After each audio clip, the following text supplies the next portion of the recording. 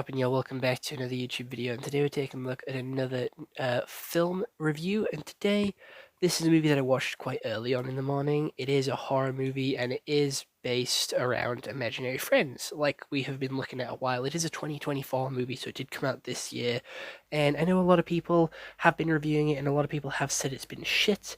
However, I think it is pretty okay. I don't think it's the best horror movie that we've seen, but I do think it is pretty decent. So, without any further ado, let's actually get into what Google has to say, and then we'll go into how I actually feel about the movie as a whole.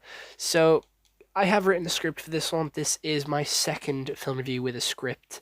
The first one being the Dog Soldiers one. So please do let me know if you prefer me to go scripted or unscripted, as a lot of you have said my sort of videos will be better off with being scripted.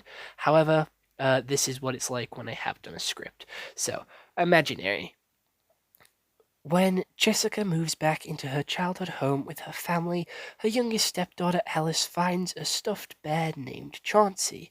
As Alice's behavior becomes more and more concerning, Jessica intervenes only to realize that Chauncey is much more than just a stuffed toy bear than she believed him to be. So, how this movie actually starts is with this girl, obviously, the main character being Jessica, having a nightmare about a giant spider dead coming chasing her, and because of this, her husband's like, you know what, let's move to the house early, and because of this, the girl finds a stuffed teddy, and this leads to everything happening in the movie.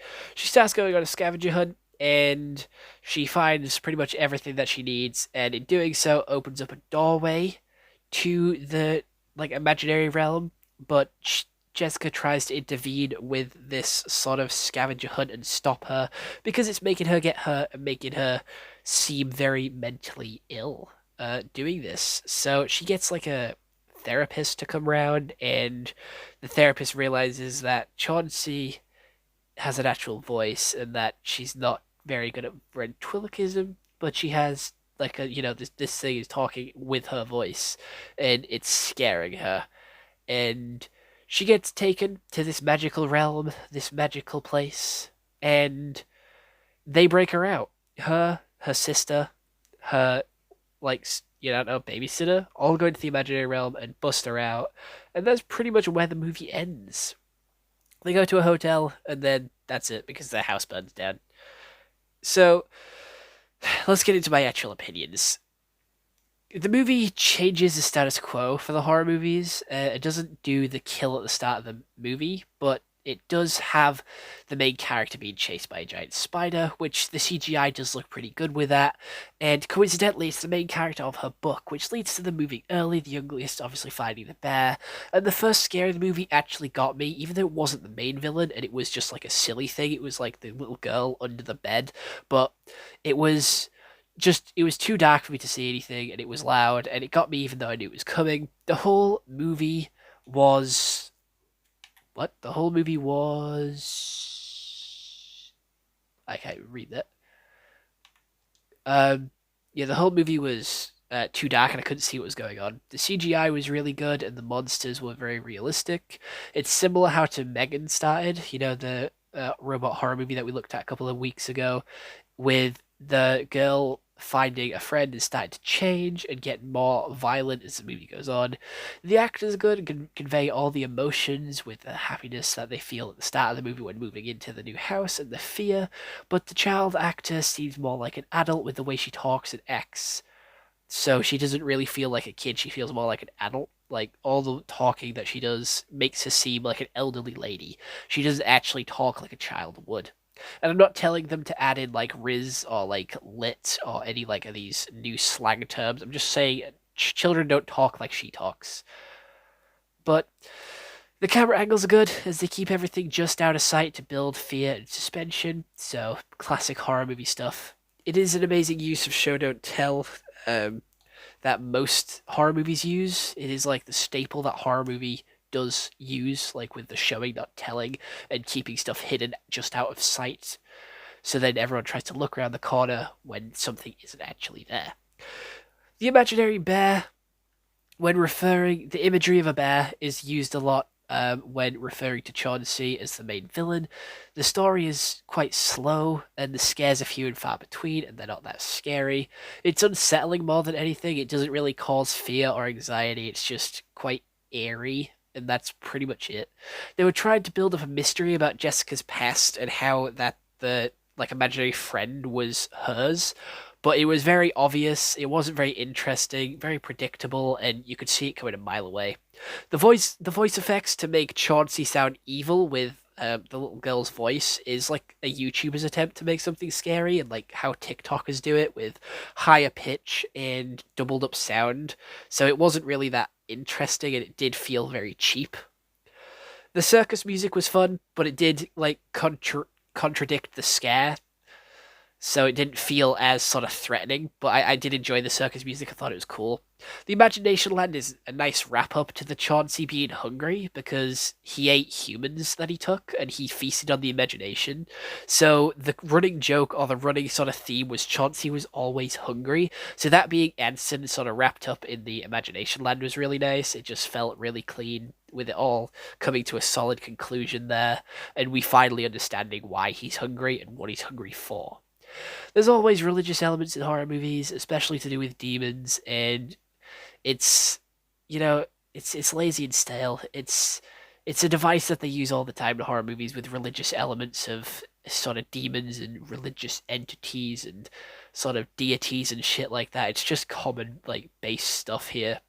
There is also this sort of black outline of a dude, like this silhouette of a guy who keeps appearing, and that never shows up. Like, Chauncey isn't a human, he's like a bear related imaginary friend. He's always got bear related imagery to him.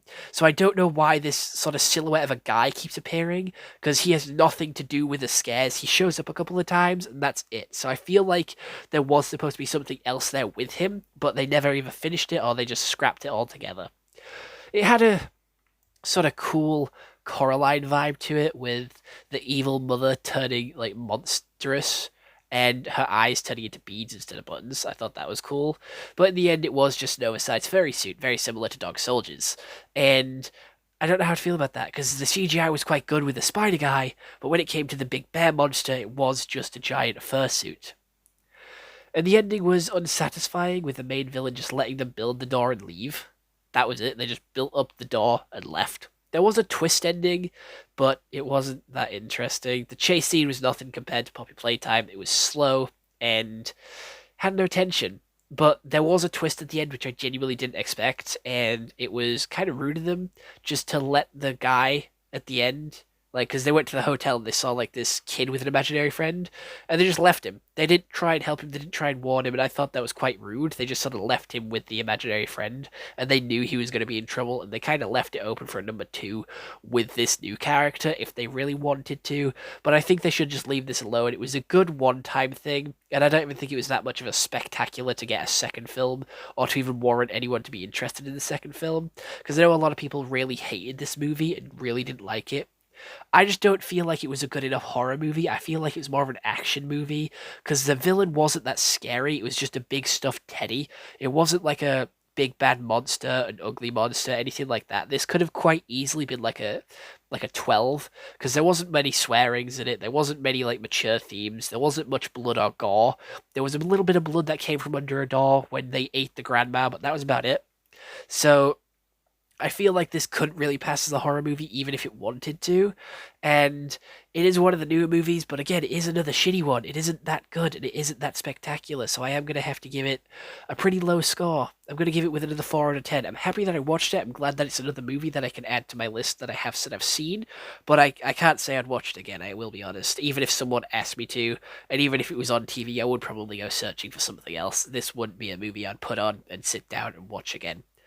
So that's my review. If you think you'll enjoy this movie, go watch it. However, I'm not going to recommend it. I don't think it is worth recommending. If there's nothing else to watch, then I would probably recommend it. If like you genuinely have literally nothing else, then go for this one. But it isn't the best. You're probably not going to have the best time watching it, but it will be a time passer. If you have like an hour and a half to blow, definitely put this on. But other than that, I don't think it's really worth it. So Other than that, I hope you all enjoyed this YouTube video. I'll see you all next one. Hope you all have an excellent day, and goodbye. And if you do want me to do any other movie reviews, anime reviews, series reviews, please do let me know in the comments below, and I will sort of pick my favorites, pick the ones that I'm going to do next, and I'll watch them as soon as possible and get a review out for you as soon as possible. But other than that, that has been your daily scheduled film review, and I'll see you in the next one. Bye bye.